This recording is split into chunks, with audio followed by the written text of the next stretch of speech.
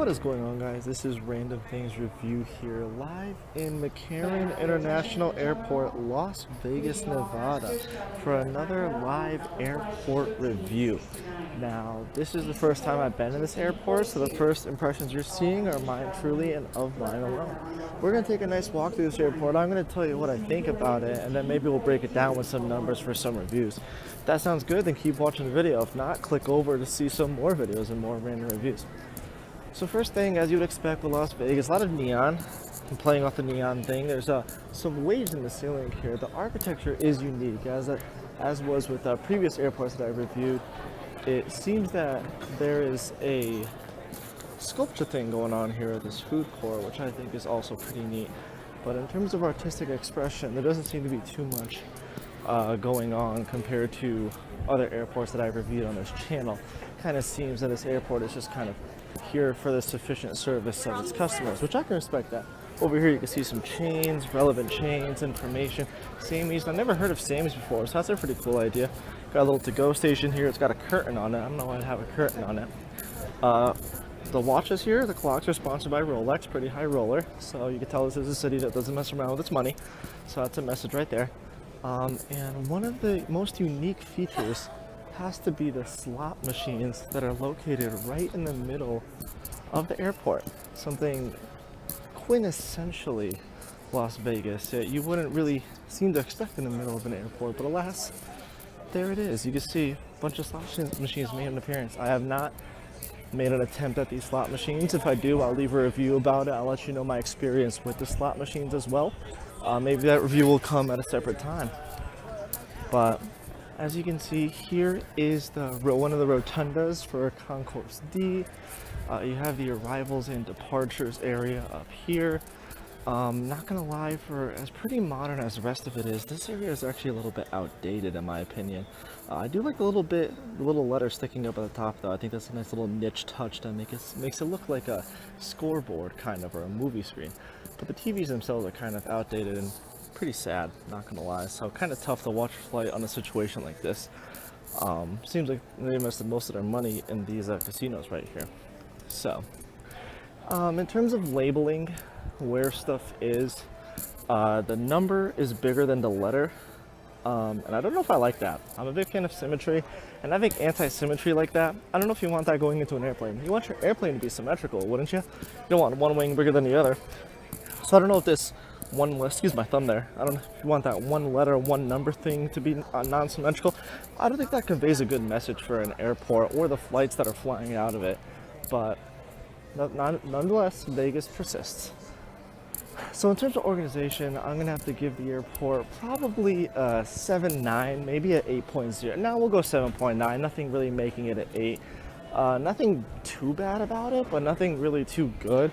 It's a long airplane. If I walked all the way to the end of this runway right here, it would be a very long walk. So that's something to consider too when you're planning your travels as well, is do you really want to be in an airport that's going to make you walk so long? But they do have the little fast walkers, I call them, in the center of the space. So that's one aspect as well. Everything is well labeled, but like I said, the mischemistry of it and just the coloring. Well, we're looking down, we have some, looks like, if I can give you an example here, looks like the Vegas color scheme is like yellow on gray. And I just fundamentally, I don't agree with that color pairing. I think there's a lot better ways, a lot better colors to kind of convey flying in the sky with than gray and yellow. Kind of conveys an infant's vomiting on your lap, if you will, from this situation. Definitely not a lack of space. I mean, look at it, pretty big and open airport. So no complaints in that area. So for overall organization, like I said, 7.980.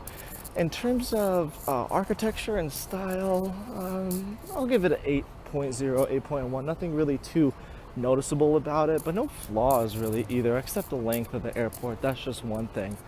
In terms of the ambiance of the airport, even though Vegas is a fun city, it seems like people are just here to kind of get to another place.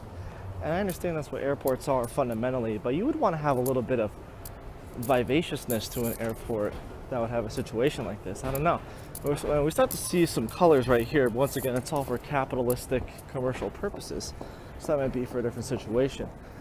But yeah, there isn't the vibe in the airport that I was expecting from here. If you can tell from the people who are walking by me, it's very business professional almost. So, not something I was expecting when I was walking into this airport. This wall's changing colors, so I think that's a pretty cool aspect right there.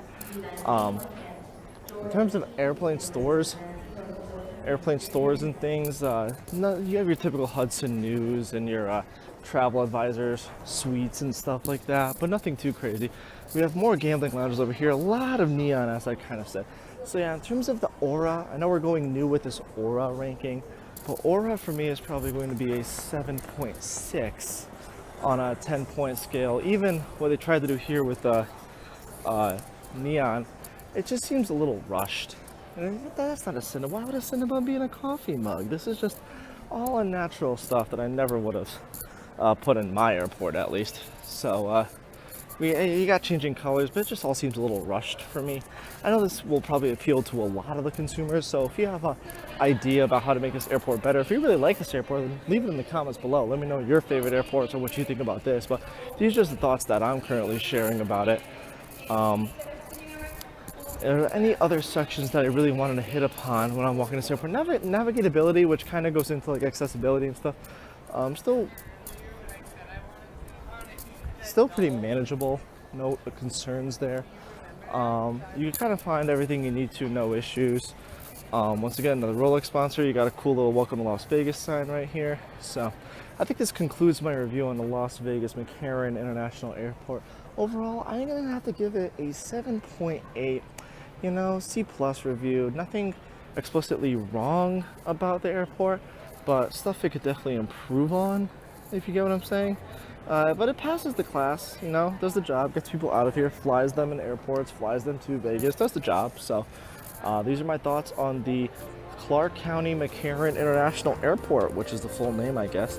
What are your thoughts on this airport? What are some of your favorite airports to travel to? What are some things I should check out? Let me know in the comments below. Hope you like these live reviews. I'll try and keep it coming even when I'm traveling. All right, thank you very much for listening, and I hope you have a great rest of your day, evening, or whenever you're listening to this. All right, bye.